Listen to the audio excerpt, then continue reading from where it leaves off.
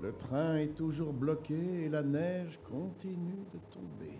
J'aurais dû prendre un avion. Bon, allons rejoindre les autres passagers pour le petit déjeuner.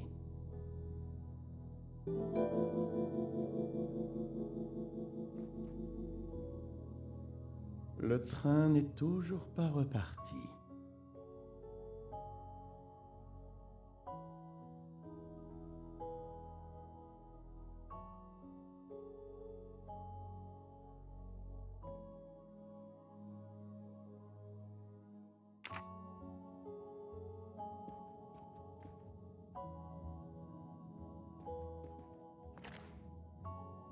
De la cire pour préserver la symétrie parfaite de la moustache.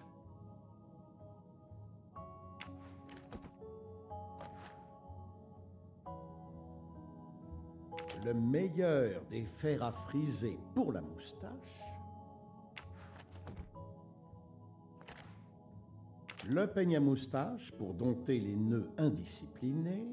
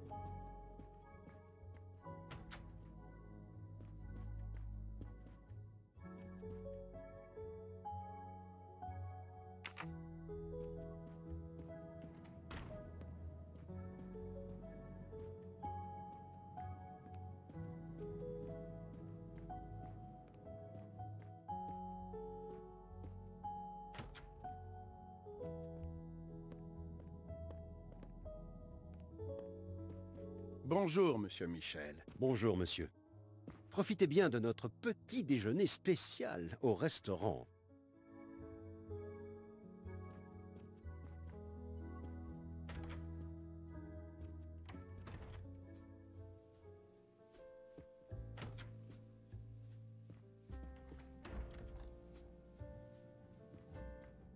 Moi, ce retard, il est intolérable, non? Je dois faire la présentation de la Firenze à Paris dans 2 jours.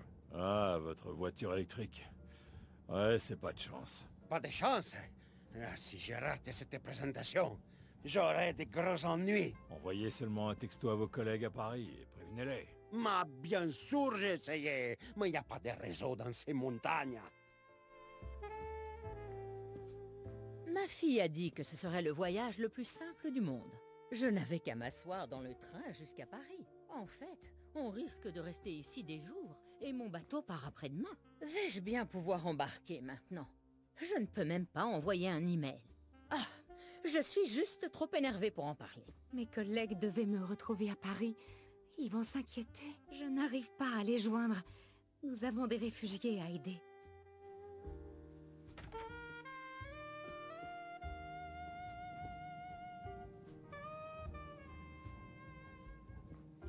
Bonjour, madame. La neige est un réel problème, n'est-ce pas? Je suis russe. La neige ne m'est pas étrangère. Ah, l'accent. Serait-ce de Saint-Pétersbourg? Vous êtes très perspicace, monsieur. Poirot, n'est-ce pas? Et ai-je l'honneur de m'adresser à la princesse Natalia Dragomirov? Nous nous passons des anciens titres de noblesse ces temps-ci.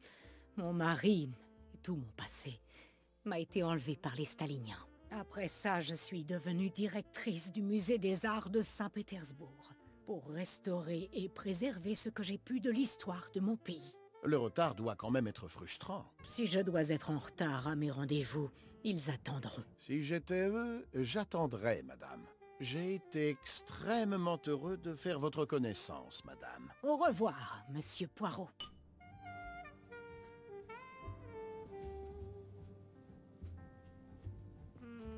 Un magnifique piano. Quel luxe! Dommage qu'il n'y ait personne pour en jouer. Madame, vous n'êtes pas inquiète d'être arrêtée au milieu de nulle part? Que peut-on y faire? En effet, ça ne va pas faire avancer le train. Vous avez une grande force de caractère pour rester calme dans un moment pareil. J'en connais une bien plus forte que moi. Et c'est? Eh bien, cette vieille dame, par exemple. Vous l'avez sans doute remarqué. Il lui suffit de lever le petit doigt et de demander d'une voix polie, et tout le train se précipite pour elle. C'est le cas aussi pour mon ami, Monsieur Book. Mais c'est parce qu'il est directeur de la ligne, pas parce qu'il a une personnalité exceptionnelle. Vous n'avez pas besoin d'avoir une forte volonté quand vous avez du pouvoir. Mais je suppose que vous le saviez déjà, monsieur. Poirot. Monsieur Poirot. Bonjour, Monsieur Fauché. Vous avez des clients de bonne heure, je vois. Oui, je suis ici pour servir le petit déjeuner. Tout le monde est impatient. Il n'arrête pas de se plaindre que le train n'avance pas. Comme si je pouvais sortir et le pousser. Il est trop tôt pour vous demander un boxcar. Ce serait approprié, je crois. Mélange bourbon, triple sec et citron. Un cocktail parfait pour voyager en train. Mais peut-être pas pour mon petit déjeuner. Je vais me contenter d'une omelette. Bien, monsieur. Madame Nielsen vous la servira dans le wagon-restaurant.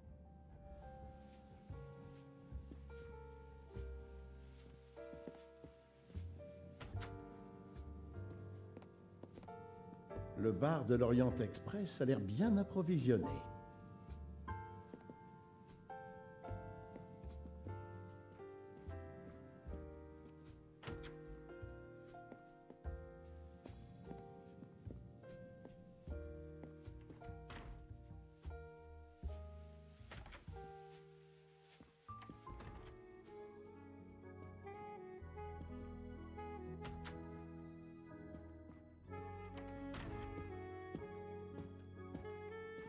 Combien de temps allons-nous rester bloqués ici? Ça ne servira à rien de se plaindre à moi. Le moustachu, il sait peut-être quelque chose.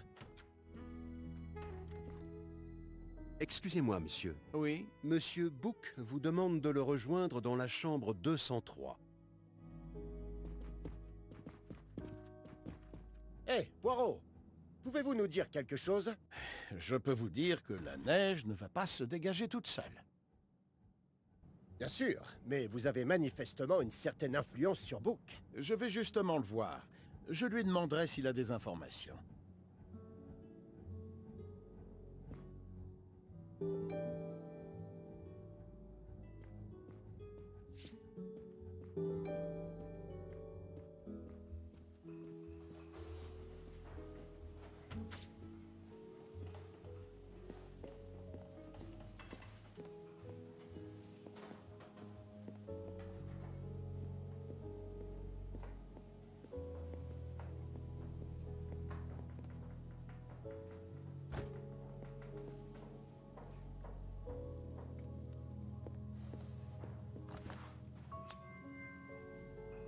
Une autre moustache dorée à chérir.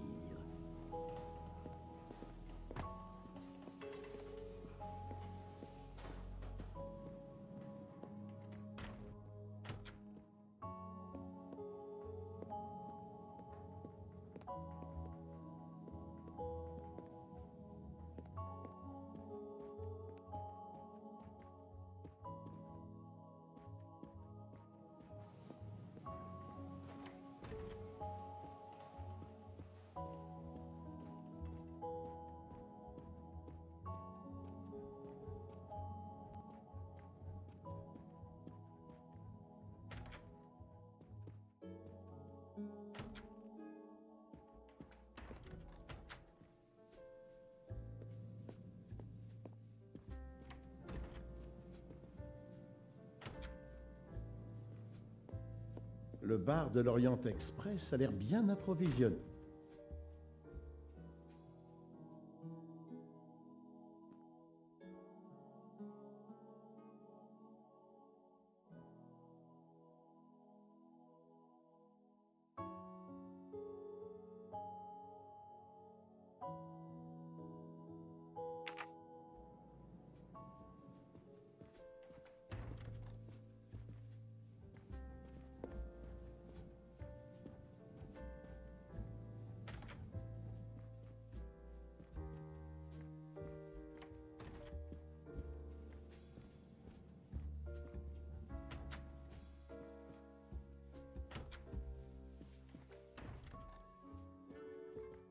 Monsieur Book vous attend juste en face de la chambre 203.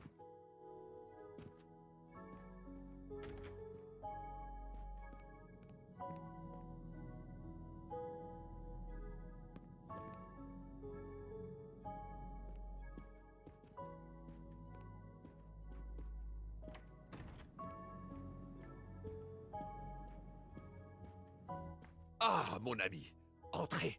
Nous avons besoin de vous. Que s'est-il passé? Un passager est mort dans son lit, poignardé. Un passager? Quel passager? Là-dedans. C'est un Américain qui s'appelle Ratchet. C'est son valet, Masterman, qui s'est inquiété que Monsieur Ratchet ne soit pas encore réveillé. Pierre Michel, le contrôleur, a décidé de forcer la porte et a trouvé le corps. Je vois.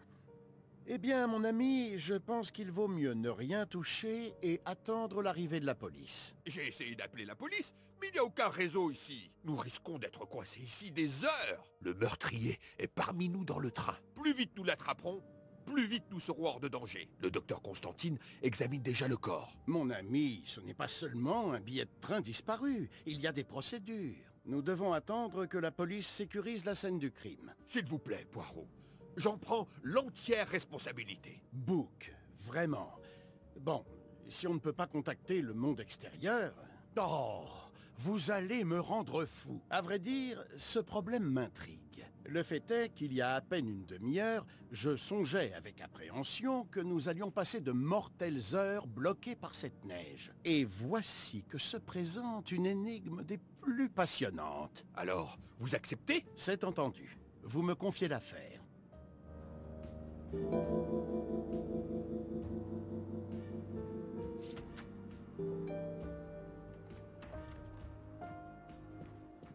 Monsieur Poirot, je suis le docteur Constantine. Pardonnez-moi, docteur. Vous êtes médecin légiste? Non, mais j'ai déjà fait de nombreuses autopsies à l'hôpital de Nairobi, où je suis enseignant. Je connais votre excellente institution. Je n'ai pas l'intention de pratiquer une autopsie complète. Un examen préliminaire devrait déjà apporter quelques réponses. Bien sûr. Puis-je jeter un œil? Ensuite, nous pourrons comparer nos notes. Bien entendu, si vous avez besoin d'aide, je ne bouge pas.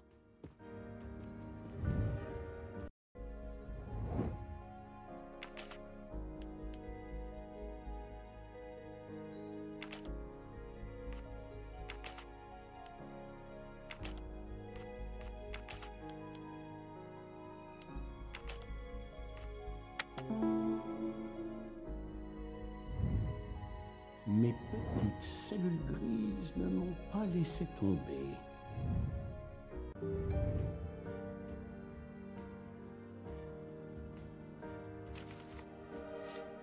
Je me demande ce qu'il peut y avoir sur cette photo.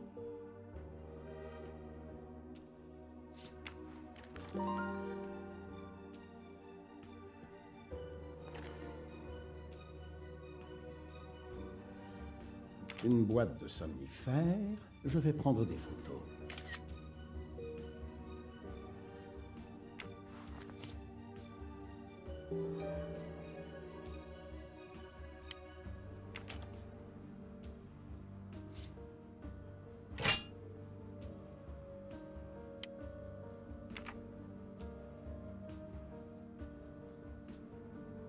Où le tueur a-t-il bien pu aller? Cette porte communique avec la chambre 204. Le verrou est ouvert de ce côté.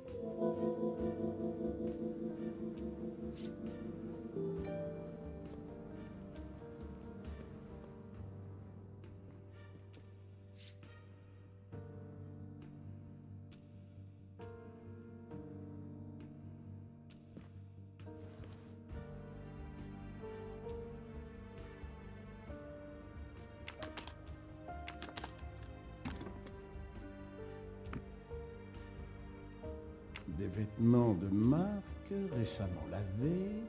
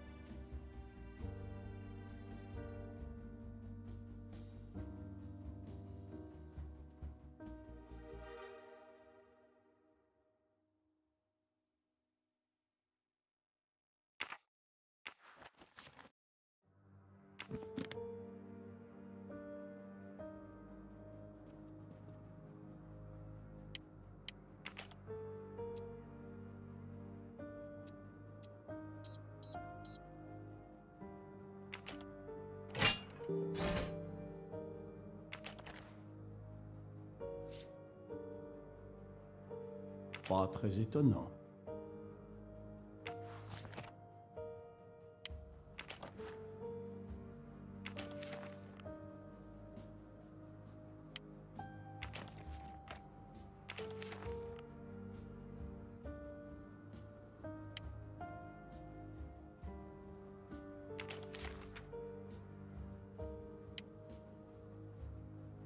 Ratchet avait un rendez-vous qu'il ne respectera jamais. Je vais prendre des photos. Ah, un point de rendez-vous au dos de cette carte postale. Un certain AW.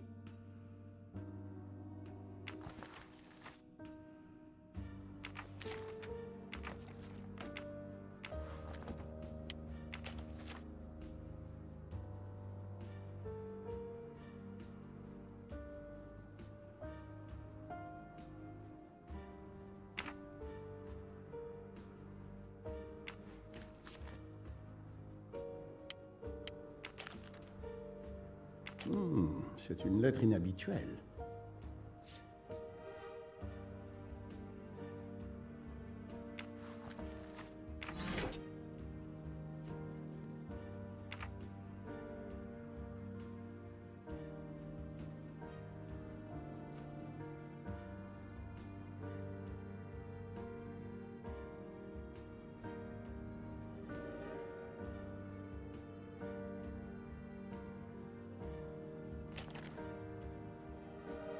Je suis sûr que je peux trouver des choses intéressantes à l'intérieur.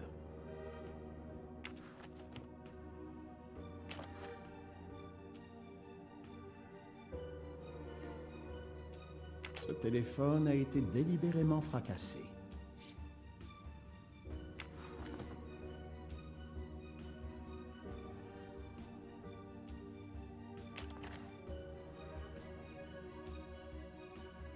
Est-ce que ça appartient à Ratchet?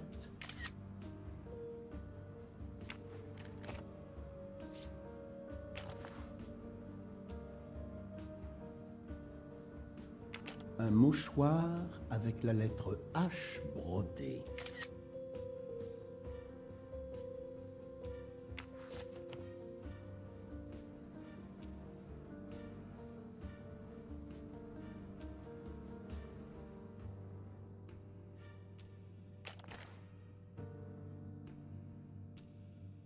Hier, M. Ratchet a dit qu'il prenait ses précautions.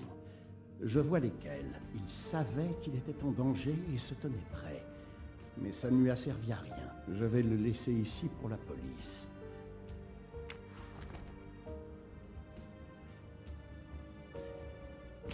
Comme vous le voyez, la victime a été poignardée à plusieurs reprises. Plusieurs coups ont été fatals. Oui, je suis d'accord. Une agression on ne peut plus sauvage. Je préparerai bien sûr un rapport complet sur mes observations. Merci.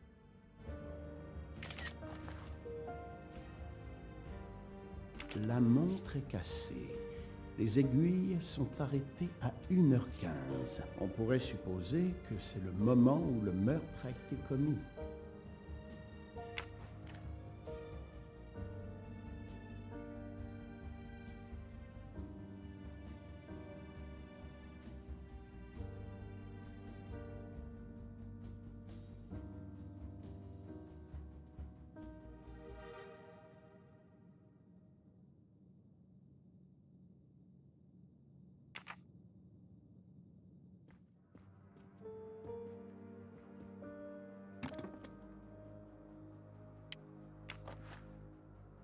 Pas vraiment la lecture qu'on pourrait attendre d'un homme comme Ratchet.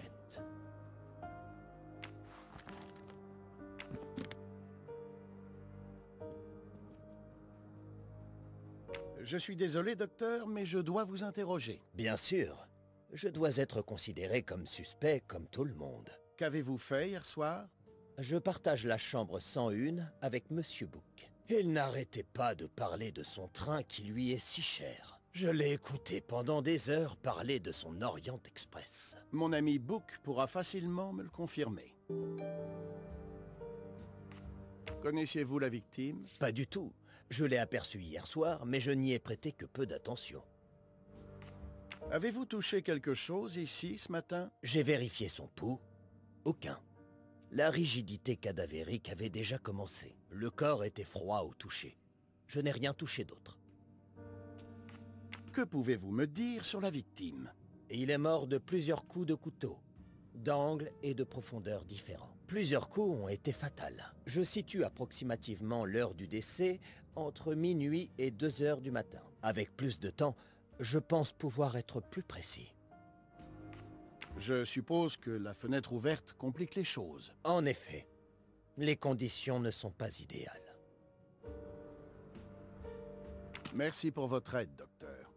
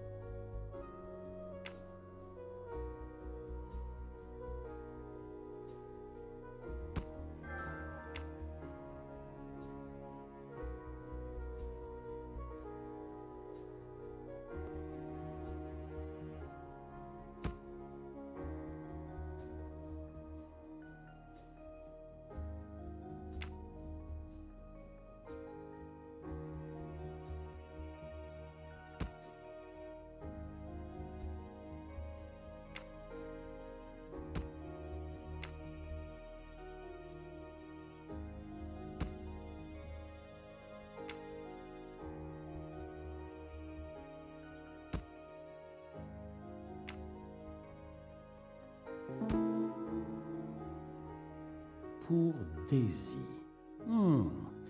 Intéressant. Encore raison. Ça m'arrive souvent.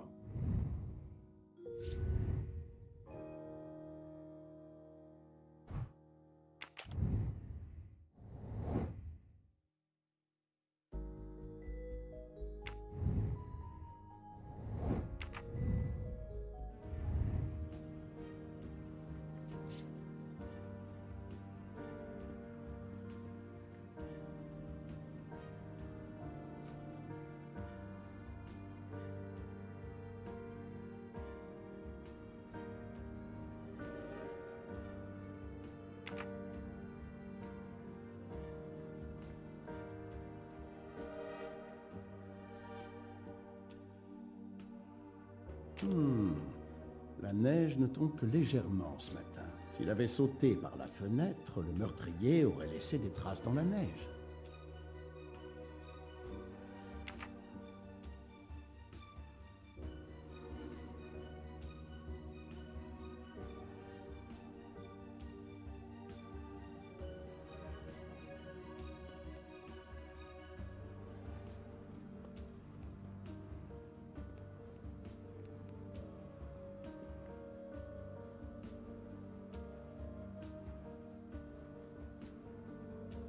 La chaîne du verrou est cassée. Monsieur Michel m'a dit qu'il avait cassé la chaîne pour entrer dans la chambre.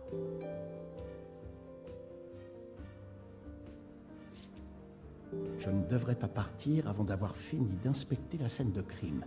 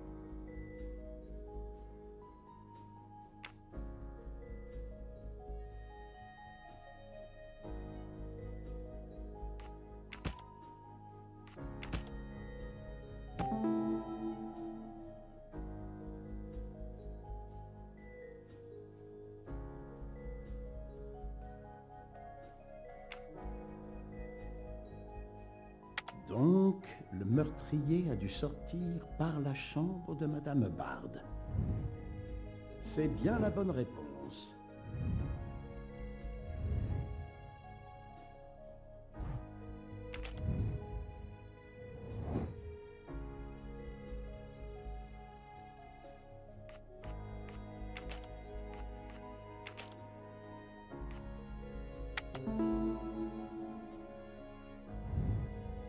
Et voilà.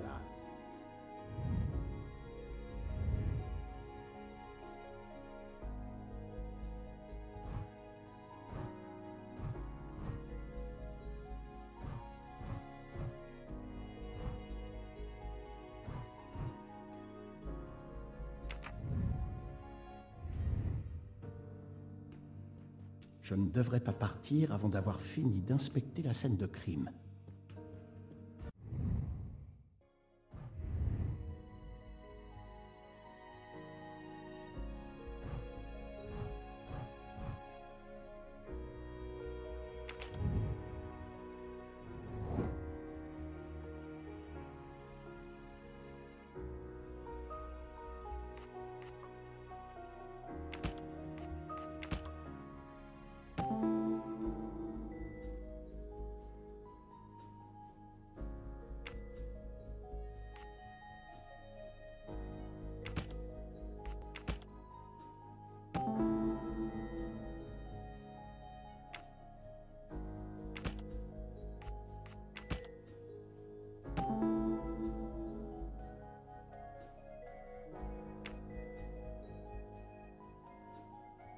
Je ne peux pas imaginer Ratchet prendre un somnifère s'il craignait pour sa vie.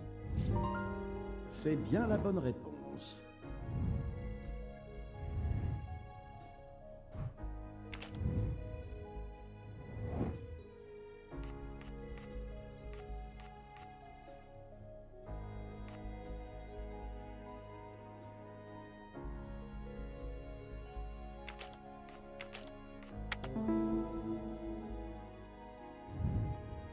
Mes petites cellules grises ne m'ont pas laissé tomber.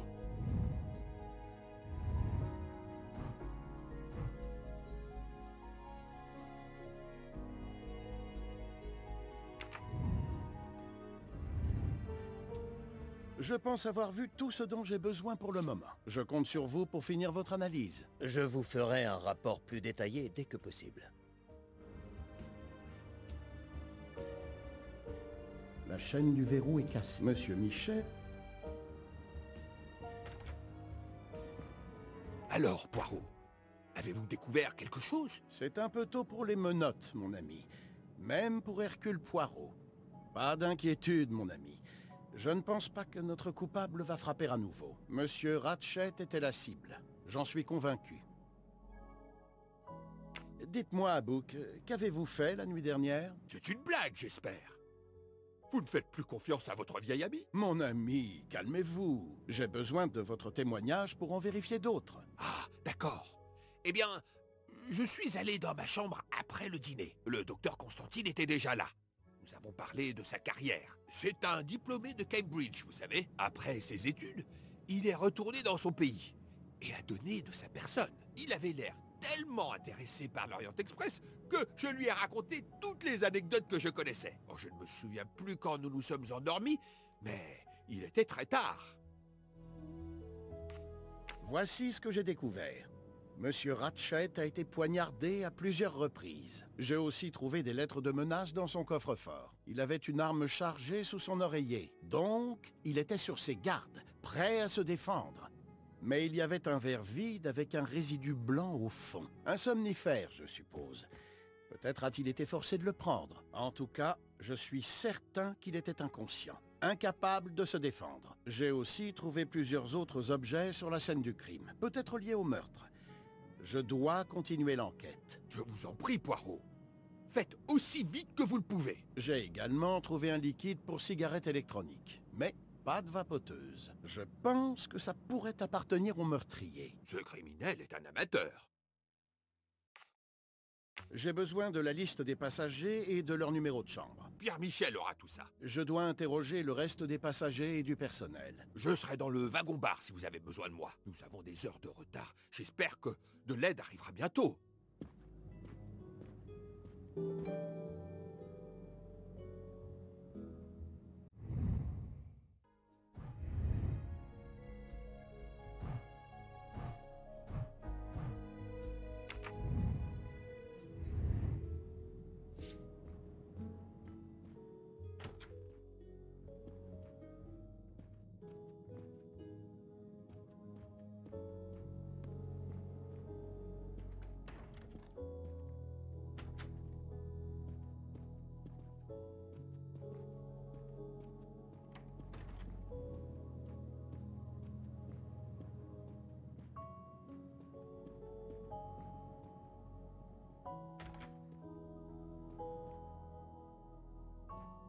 Monsieur Edward Masterman, puis-je vous poser quelques questions? Je peux à peine parler. J'ai un terrible mal dedans. Nous avons un médecin à bord du train. Peut-être... Pas besoin de médecin. J'utilise des huiles essentielles. Si vous trouvez mon flacon d'huile de clou de girofle dans ma boîte, ça soulagerait ma douleur. Bon, si vous insistez, je vais vous aider.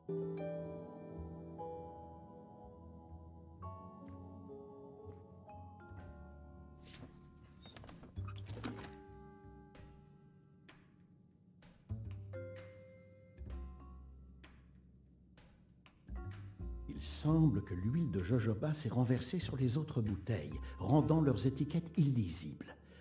Comment trouver laquelle de ces bouteilles contient le remède contre les maux de dents de Masterman? La balance est imbibée d'huile de jojoba. Elle est inutilisable. Non, cette vieille balance fera l'affaire.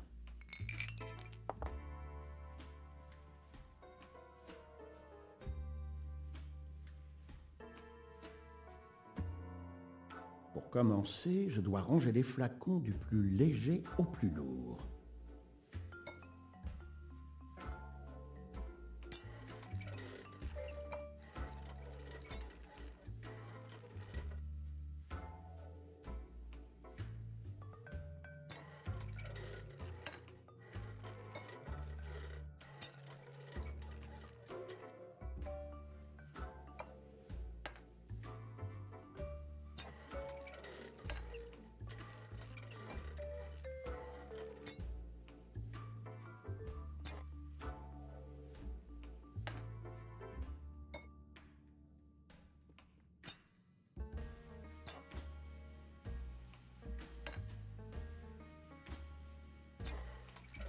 Maintenant que je connais l'ordre, je pense que je peux facilement deviner lequel contient l'huile de clou de girofle.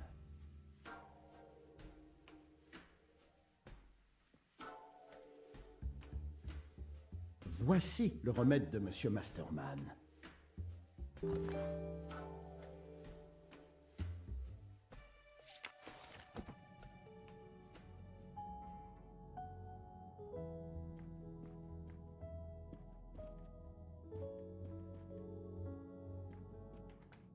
Voici votre remède. J'espère qu'il vous aidera. Merci beaucoup, monsieur. Oh, eh bien, je peux enfin parler sans trop souffrir. Je peux répondre à vos questions. Vous êtes le valet de Monsieur Ratchet? Oui, monsieur. C'est exact. Vous a-t-on dit que votre employeur avait été assassiné? Oui, monsieur. Un événement très choquant.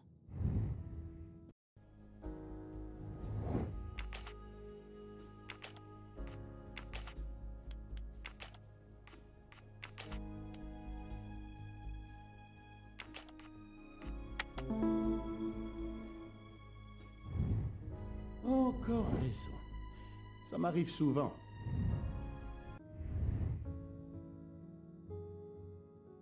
À quelle heure avez-vous vu Monsieur Ratchet pour la dernière fois? Il devait être environ 21 h, monsieur. À peu près. Je me suis couché vers 22 h 30. Tout comme la personne qui partage ma chambre, monsieur Foscarelli. Il a presque immédiatement commencé à ronfler. Qu'avez-vous fait alors? J'ai lu, monsieur. Et j'ai passé un moment à calmer mon mal de dents avec de l'huile de clou de girofle et en écoutant les ronflements. Avez-vous entendu quelque chose pendant la nuit? Oui, mon colocataire ronflait. Vous fumez? Oui, monsieur. Je fume une cigarette de temps en temps pour me détendre. Parlez-moi de votre employeur, Monsieur Ratchet. Je travaille pour lui depuis 9 mois. Je ne voudrais pas dire du mal des morts, mais il n'était pas très gentleman. Saviez-vous qu'il avait des ennemis? Oui, monsieur. Je l'ai entendu discuter de lettres de menace, monsieur. Avec monsieur McQueen. Vous a-t-il mentionné ces lettres? Il était en train de lire une lettre quand je suis entré. Il m'a demandé si c'était moi qui l'avais mis dans sa chambre. Je lui ai dit que je n'avais rien fait de tel et qu'il devait le signaler à la police à la prochaine gare. Comment a-t-il répondu? Il a ri, monsieur. Vraiment? Je ne plaisante pas, monsieur. Pardonnez-moi, je le vois bien. Prenait-il des somnifères? Toujours, lors des voyages en train, monsieur. Il ne pouvait pas dormir autrement. Hier soir, il m'a demandé de lui en donner 2. Je les ai apportés avec un verre, et il les a dissous dans l'eau. L'avez-vous vu boire le verre? Non, monsieur. Je suis parti juste après lui avoir donné les pilules. Monsieur Ratchet était-il fumeur? Non. Il trouvait les fumeurs dégoûtants. Pouvez-vous me redire pourquoi vous avez donné des somnifères à Monsieur Ratchet? Oui. Je lui ai donné les pilules parce que, quand il prend le train, il a du mal à dormir. La lettre a dû l'inquiéter. Il m'a spécifiquement demandé de préparer les somnifères. Je ne l'ai pas vu boire l'eau avec les pilules dedans.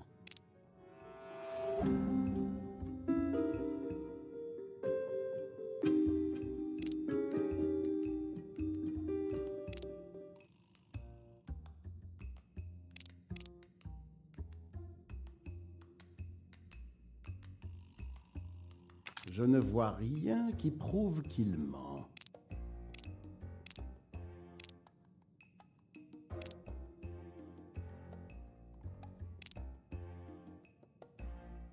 Je n'ai aucun moyen de prouver qu'il ment. Monsieur, je crois que vous ne me dites pas la vérité. Quoi? Comment pouvez-vous dire ça? Il a reçu des lettres de menace. Une, semble-t-il, la nuit dernière. Saviez-vous qu'il avait un pistolet sous son oreiller? Et qu'il a même demandé mon aide pour veiller sur lui? Je trouve ça étrange qu'il vous ait demandé des somnifères alors qu'il craignait pour sa vie et se préparait à se défendre. Je ne sais pas. Peut-être pour calmer ses nerfs. Peut-être par habitude. Ça n'a aucun sens. Attendez. N'est-il pas possible que M. Ratchet m'ait demandé de préparer des somnifères, mais n'avait pas prévu de les boire pour une raison quelconque? C'est possible. Mais j'analyse les personnalités, monsieur. Et le Ratchet que vous me décrivez n'est pas l'homme que j'ai rencontré. Si vous voulez bien m'excuser, mon mal de dents s'aggrave à nouveau. Cette fois, vous devrez préparer votre propre huile de clou de girofle tout seul.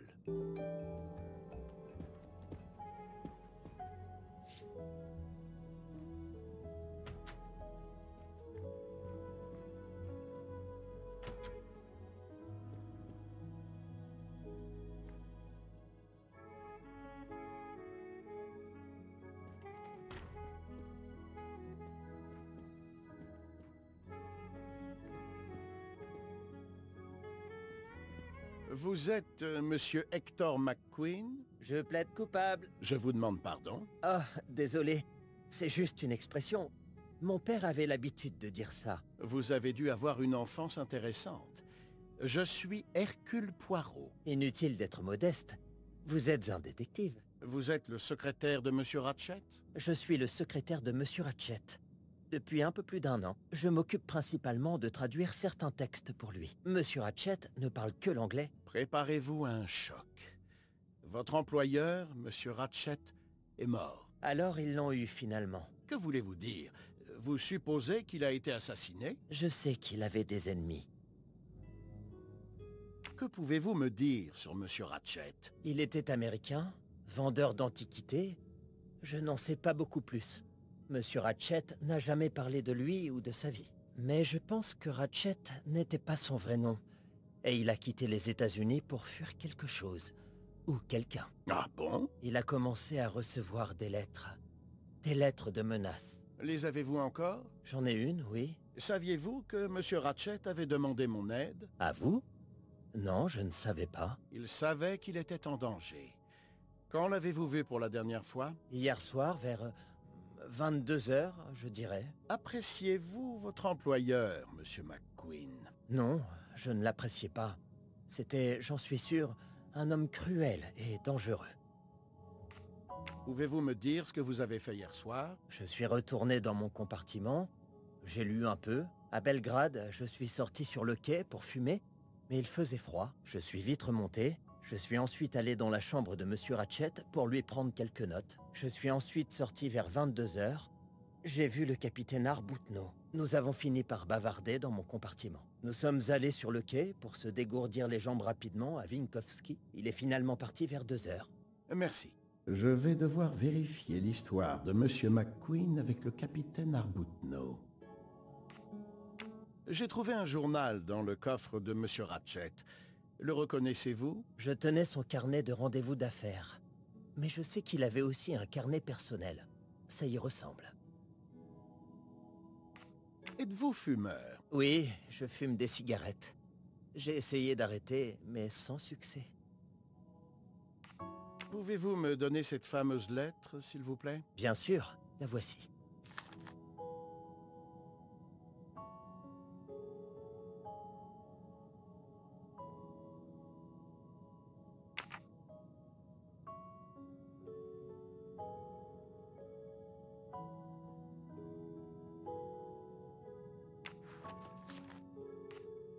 Monsieur Ratchet était-il fumeur? Non, il détestait l'odeur de la fumée.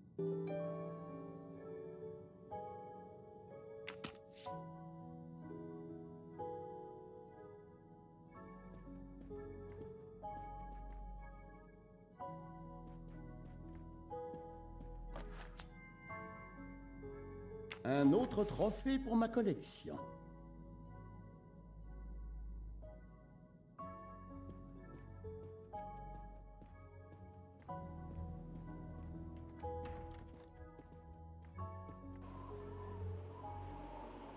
Le train est bloqué par l'avalanche.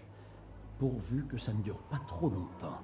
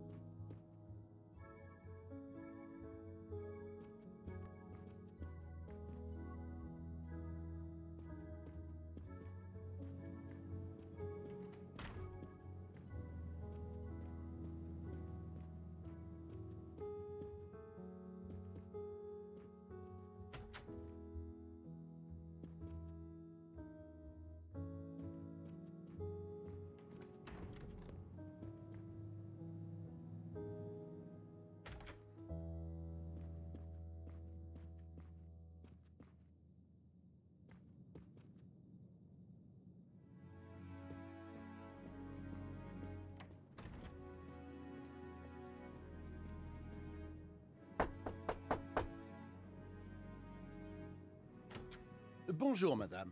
Je suis Hercule Poirot. Caroline Bard. Que puis-je faire pour vous, monsieur Poirot? J'ai une bien mauvaise nouvelle. Avec toute cette agitation, il est évident que quelque chose s'est passé. Madame Bard, je dois vous annoncer que votre voisin de chambre, monsieur Ratchet, a été assassiné la nuit dernière. Oh mon Dieu! Je le savais, je le savais! J'aurais quelques questions, mais puis-je d'abord inspecter votre chambre? Bien sûr, je vous en prie.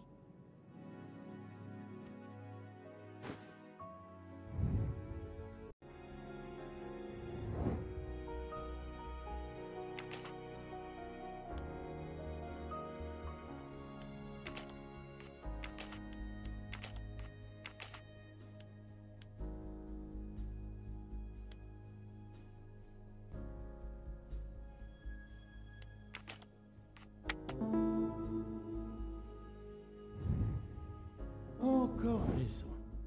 Ça m'arrive souvent.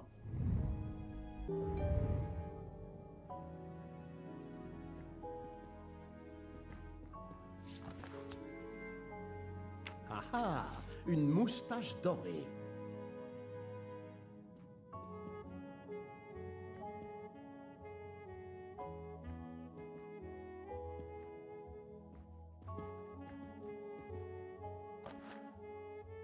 C'est un bouton de veste. Il porte le logo de l'Orient Express.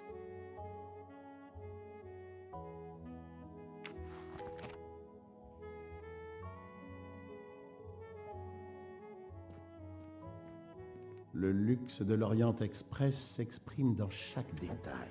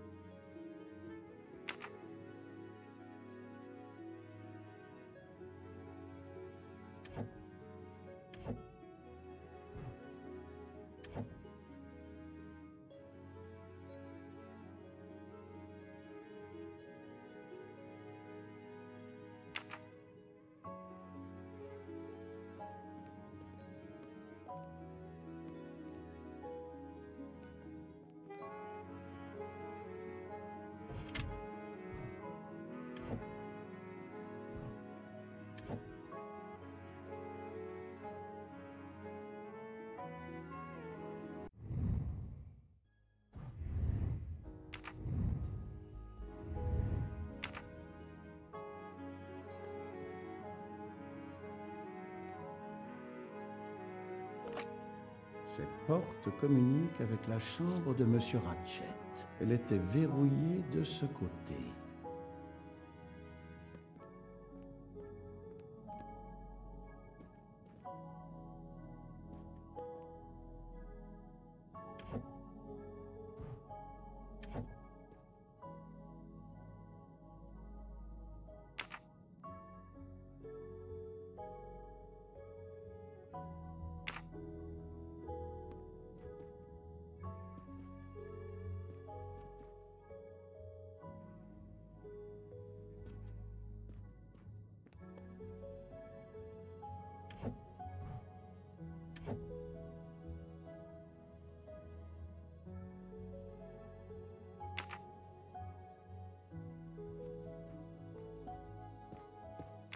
Madame, parlez-moi d'hier soir. Le meurtrier était juste ici, dans ma chambre. Je me suis réveillée, tout était dans le noir. J'avais tellement peur que je ne pouvais pas crier. J'ai appuyé sur le bouton d'appel. J'ai appuyé et appuyé. J'ai entendu des bruits de pas dans le couloir, puis on a frappé à ma porte. « Entrez !» j'ai crié, et j'ai allumé la lumière en même temps. Et croyez-le ou non, il n'y avait pas âme qui vive. Vous pensez qu'il est retourné dans l'autre chambre? Comment saurais-je où il est allé? J'avais les yeux fermés. Le contrôleur est entré. Je lui ai dit ce qui s'était passé. Il n'a pas semblé me croire. Je lui ai demandé de fouiller la pièce, mais il n'a rien trouvé. J'ai dit au contrôleur de regarder la porte entre les chambres. Et bien sûr, elle n'était pas verrouillée. Eh bien, c'était vite vu. Je lui ai dit de la verrouiller tout de suite. Comment se fait-il que vous n'ayez pas verrouillé la porte communicante? Je l'avais fait. En fait, j'ai demandé à cette dame suédoise, Olson, Greta, si c'était verrouillé, et elle a dit que ça l'était. Comment se fait-il que vous ne puissiez pas le voir par vous-même? J'étais déjà au lit, et ma trousse de toilette pendait au crochet de la porte. Je ne pouvais pas voir le loquet d'où j'étais. Quelle heure était-il quand vous lui avez demandé de faire ça pour vous? Oh, il devait être environ 22h30 ou 22h45. Elle était venue voir si j'avais une aspirine. Mais au lieu d'ouvrir ma porte, elle a ouvert celle de Monsieur Ratchet. Il a dit quelque chose de grossier, comme « Aucune chance, madame, vous êtes trop vieille. » Ah, ça l'a choquée. Elle est entrée. Je lui ai dit où trouver l'aspirine, et elle l'a sortie de ma trousse de toilette. Oh, pauvre fille. Elle n'a pas dû passer une bonne nuit. On pourrait en dire autant de Monsieur Ratchet. Il semble que Madame Olson soit la dernière personne à avoir vu Monsieur Ratchet en vie.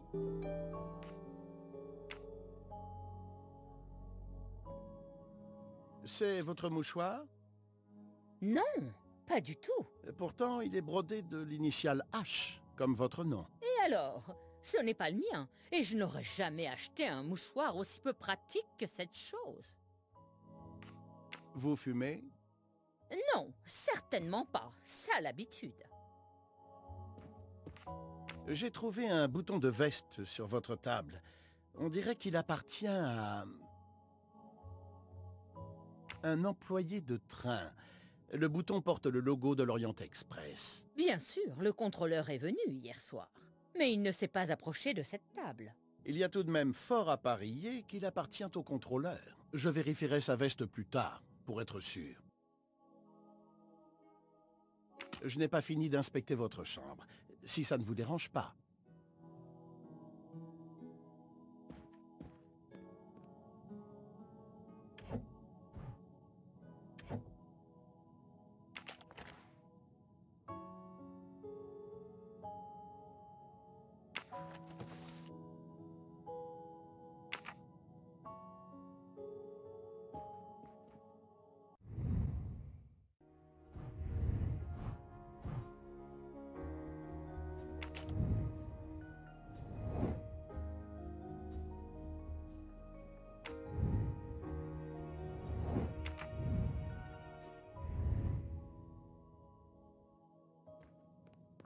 Voyons si Madame Hubbard disait la vérité à propos du loquet de la porte de connexion.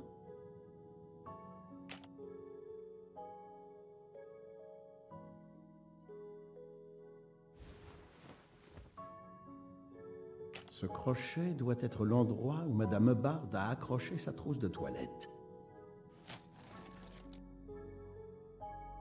Je peux très bien voir le loquet d'ici, même avec la trousse de toilette attachée. Je vais devoir clarifier ça avec Madame Hubbard.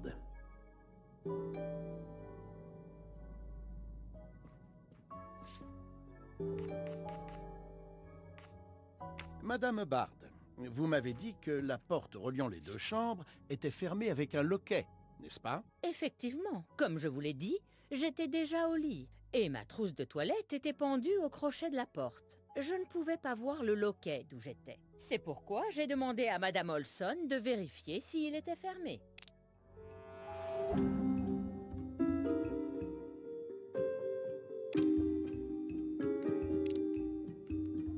Êtes-vous sûr que tout ce que vous m'avez dit est exact, Madame Hubbard? Bien sûr, j'ai une excellente mémoire.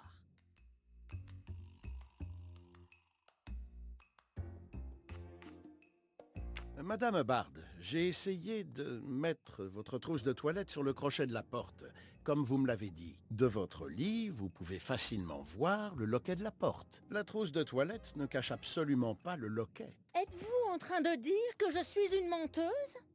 Il était peut-être dans une position différente, ou bien je ne l'ai peut-être pas vu dans l'obscurité, ou je n'ai pas pensé à regarder. Ah, comme vous êtes agaçant! Les détails comptent, madame. Un homme a été sauvagement assassiné. Vous m'excuserez si j'essaie de séparer le vrai du faux. Oubliez ma trousse de toilette et concentrez-vous sur la personne qui est entrée chez moi, probablement après avoir tué Monsieur Ratchet. Madame Hubbard a une force à ne pas négliger. Mais je pense que je n'en ai pas fini avec elle. Merci pour votre aide, madame.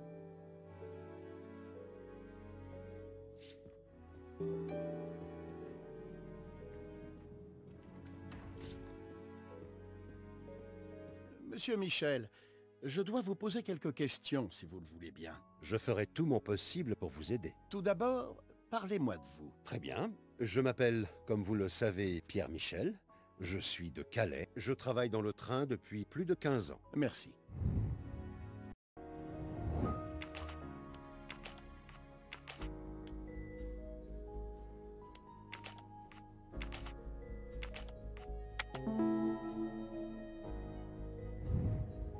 Mes petites cellules grises ne m'ont pas laissé tomber. Pouvez-vous me fournir la liste des passagers et leurs chambres, s'il vous plaît? Oui, certainement.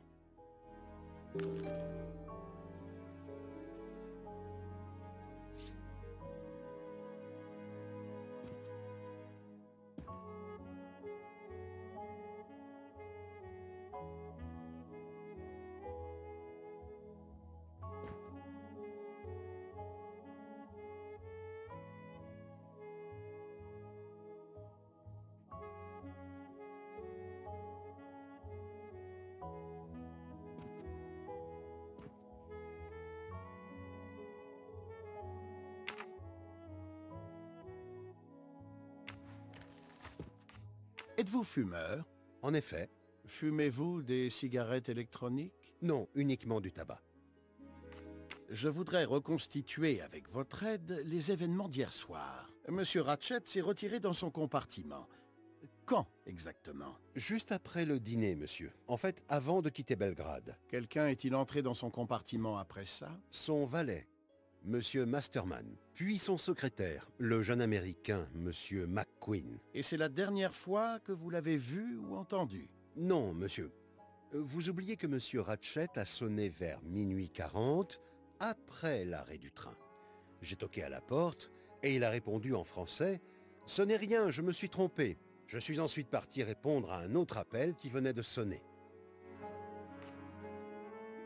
Où étiez-vous à 1h15? J'étais assis sur mon petit siège au bout du wagon, face au couloir. M'en êtes-vous sûr? Je suis parti un peu après 1 heure pour parler de la neige avec mon collègue Jean dans la voiture-bar. Je suis revenu plus tard. Il y avait un appel. Je me souviens de vous avoir parlé. En effet, je me souviens. Poursuivez. C'était l'américaine, Madame Hubbard. Elle a cru voir un homme dans son compartiment. Puis, vers 1h50, j'ai fait le lit du secrétaire de Monsieur Ratchet, Monsieur McQueen. Il avait passé la soirée à causer avec le capitaine anglais Arbuthnot. À 2h, je suis retourné à ma place, et j'y suis resté jusqu'à l'aube. Quelle est la dernière station où nous nous sommes arrêtés? Vinkovski. Quelqu'un aurait-il pu monter à bord? C'est possible. J'étais très occupé. Avec la météo, nous avons pris du retard. Nous sommes partis à minuit 10. J'ai trouvé un bouton d'une veste du personnel de l'Orient Express. En auriez-vous perdu un par hasard? Non, monsieur. Comme vous voyez, j'ai tous mes boutons. Ce n'est pas le mien.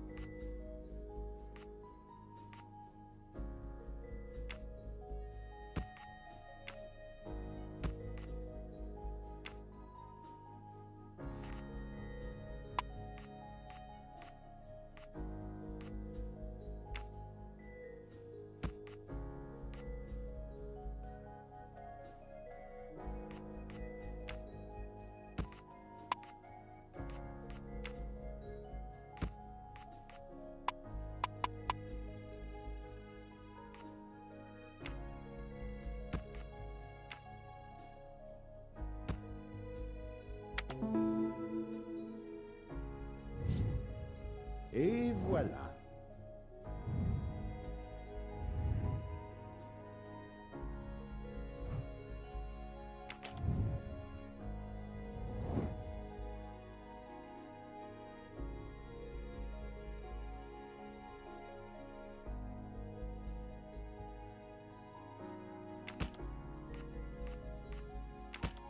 Je ne pense pas que ce soit la bonne solution.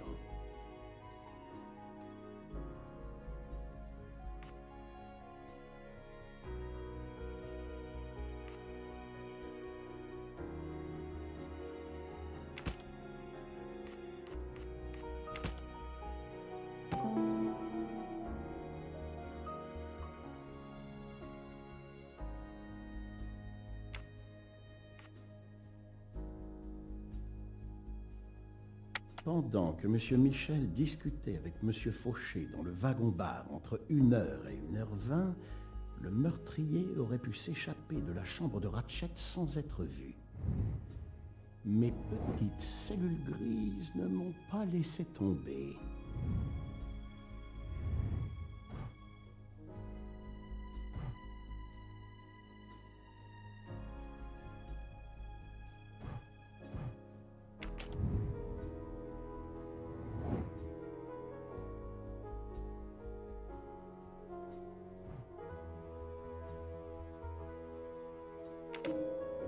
Très bien, je vais suivre cette direction.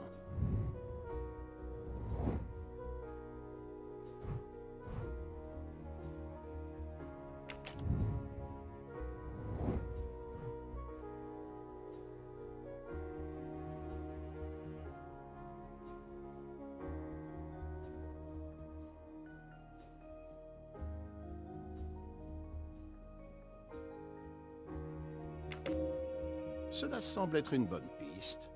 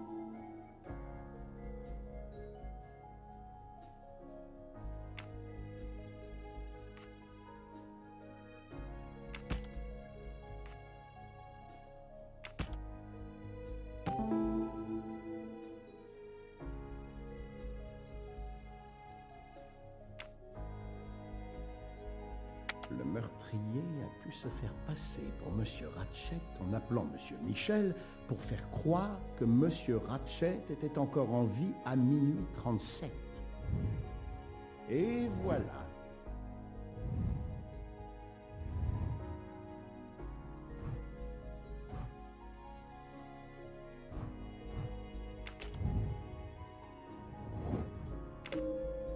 D'après les informations dont je dispose, c'est un choix solide.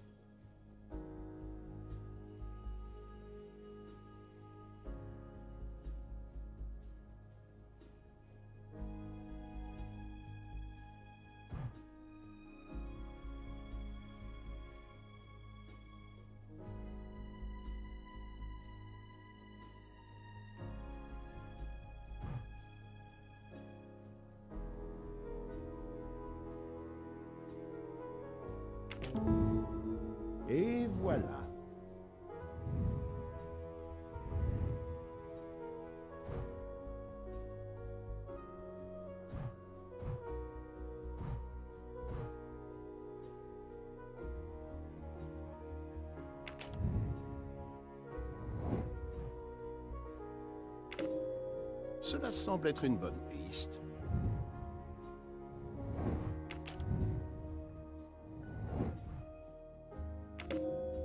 Très bien, je vais suivre cette direction.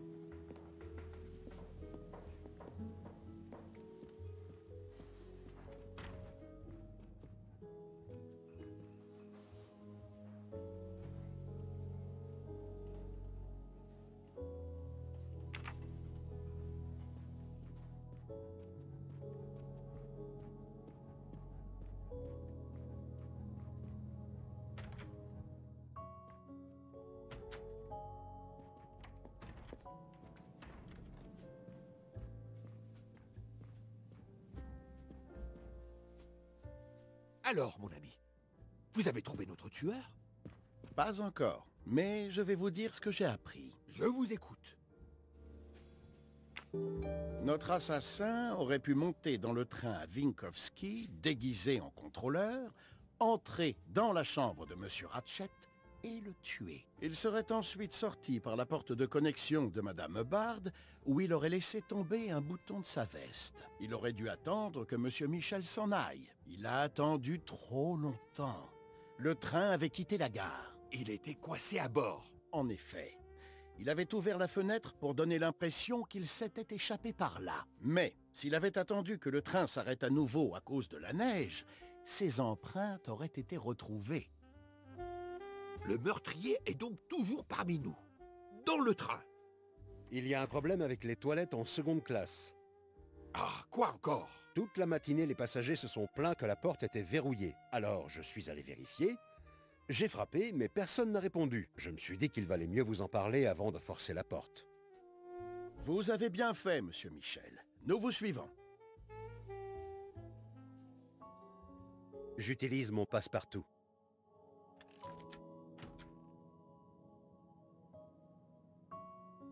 Mais qui est-ce? Elle est vivante?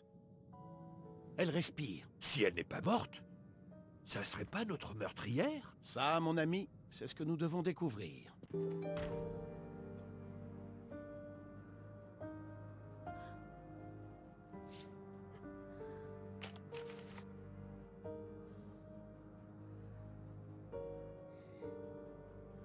Le billet est au nom de Johanna Locke, voyageant dans le compartiment 105.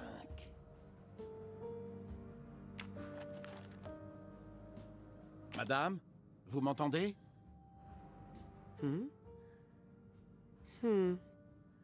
Elle respire. Son pouls est régulier.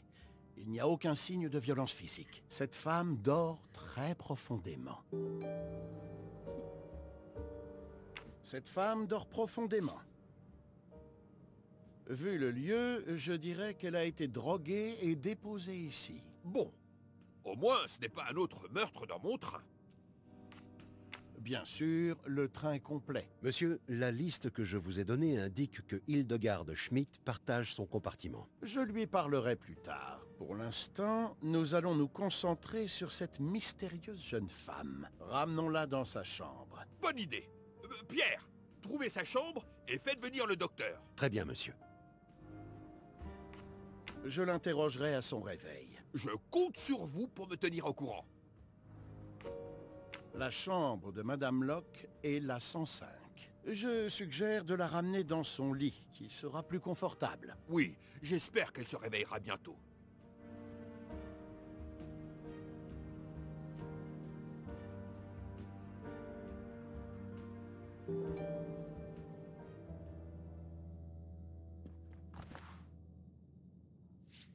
Une tasse avec des résidus blancs au fond.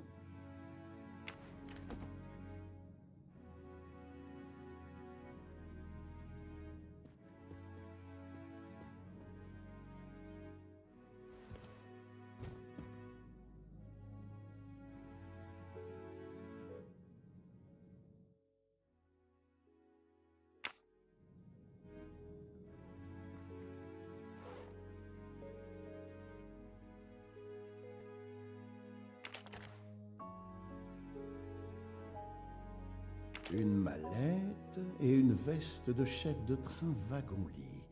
Et il manque un bouton.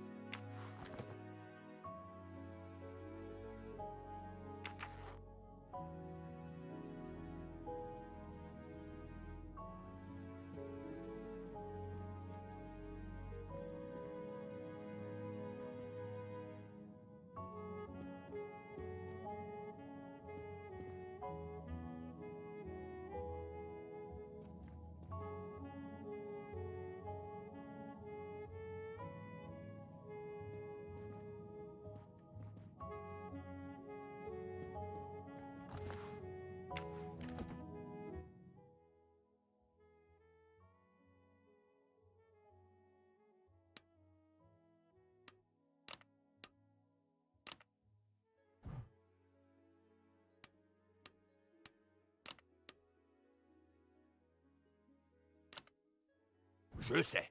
Vous savez ce que vous faites. C'est pas piégé, hein?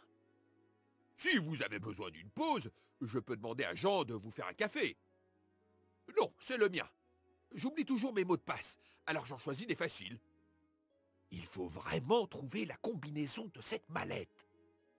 Avez-vous essayé 0, 0, 0, 0?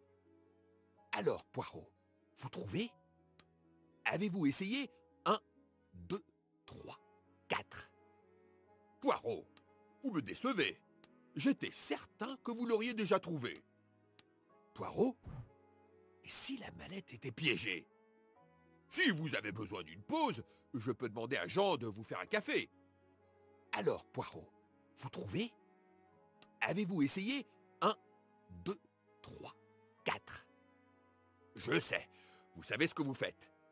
C'est pas piégé, hein? Poirot, et si la mallette était piégée? Poirot, vous me décevez. J'étais certain que vous l'auriez déjà trouvé. Non, c'est le mien. J'oublie toujours mes mots de passe, alors j'en choisis des faciles.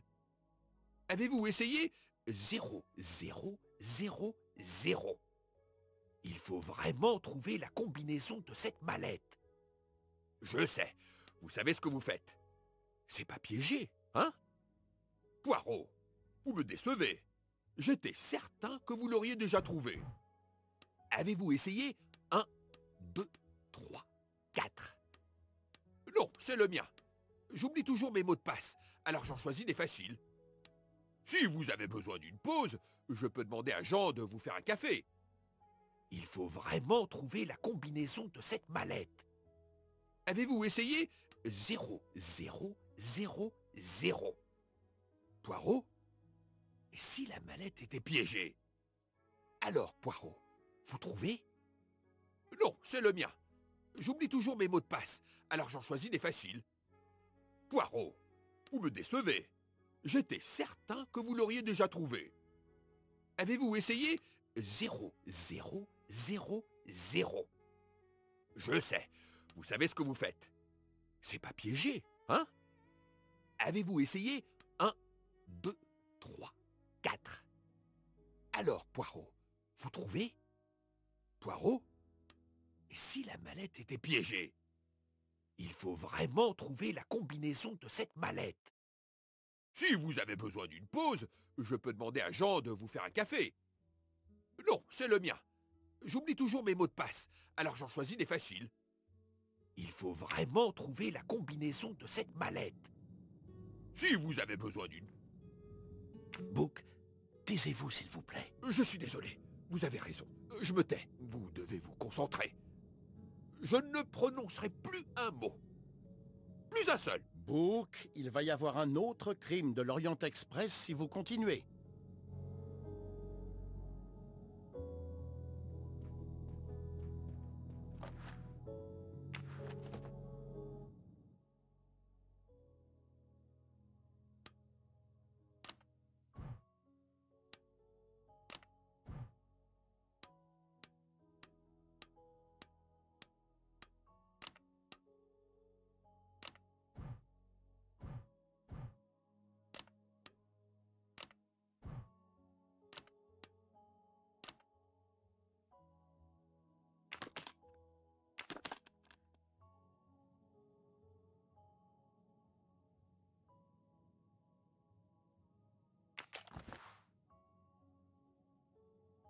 Elle a une arme à feu. Bien sûr, Poirot. Les criminels sont bien connus pour en avoir. Ratchet a été poignardé, pas abattu. Mais alors, pourquoi emmener un pistolet dans le train?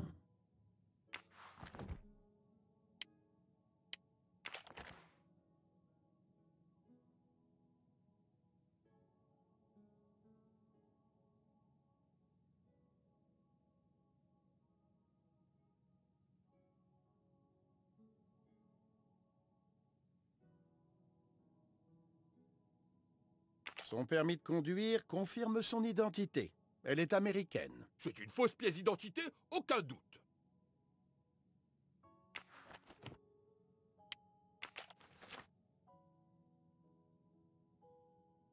La peluche est la même que celle sur la photo trouvée sur la scène de crime. Quelle coïncidence! Madame Locke semble avoir enquêté sur Monsieur Ratchet.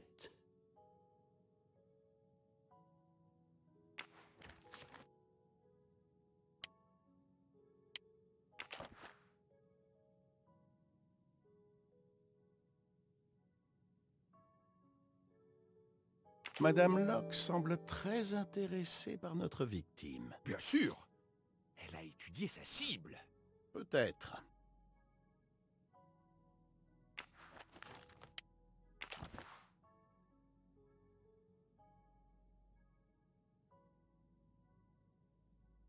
Ce badge indique que Joanna Locke est une inspectrice de la police américaine de la ville de Berkshire, au Massachusetts. Une policière américaine? Oh! Regardez! Elle se réveille. Je me demande si ce n'est pas vous qui avez réveillé notre victime. Quoi?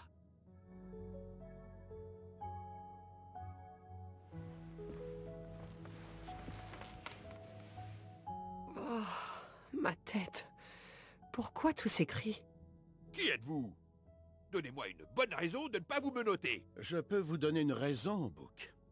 Les menottes, je n'en ai pas. Et vous? Eh bien, Êtes-vous Joanna Locke, madame? Oui. Joanna Locke. Je suis inspectrice. Police de Berkshire, Massachusetts. J'ai trouvé votre plaque et vos papiers, madame. Et je sais qui vous êtes, monsieur Poirot. Les présentations étant faites, peut-être que les explications peuvent commencer. Je vais essayer. C'est très simple. Je suis sur la piste d'un meurtrier.